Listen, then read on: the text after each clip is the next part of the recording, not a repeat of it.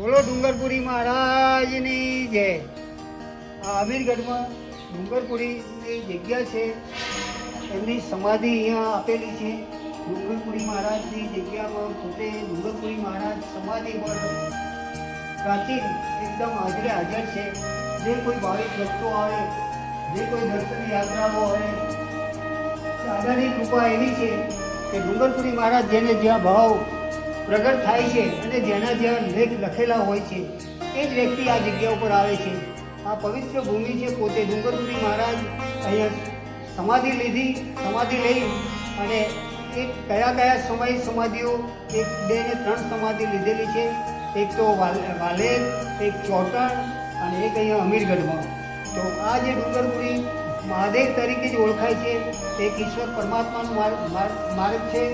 અને આ જગ્યા ઉપર કઈથી ભક્તોનો ભાવ થાય ત્યારે દૂર દૂરથી ભક્તો, ભાવિક ભક્તો અહીંયા આવે છે। અને આ ડુંગરપુરી સમાધિ પર આવેલા ભક્તો ક્યારે નિરાશ થઈ ગયા નથી અને એમની જે બી શ્રદ્ધા અને જે બી એમની અંદરના ભાવ હોય છે એવું અહીંયા એમને પોતે સમજાય છે અને એને એવું કાર્ય એમનું થઈ જાય છે।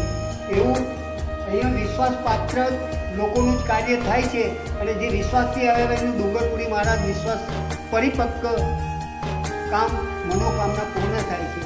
મને અહીંયા કેટલાય સમયથી આવું જઉં છું। ડુંગરપુરીની આરતી, પૂજા, સેવા જે બને તે મારાથી મેં અહીંયા કરેલી હતી અને અત્યારે બી દર્શન માટે હું અવારનવાર આવું જઉં છું।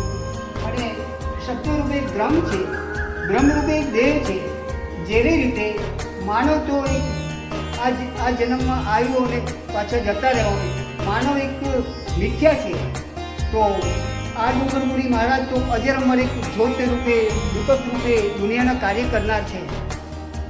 અને આ ધોની છે આ બાજુ, અને ડુંગરપુરી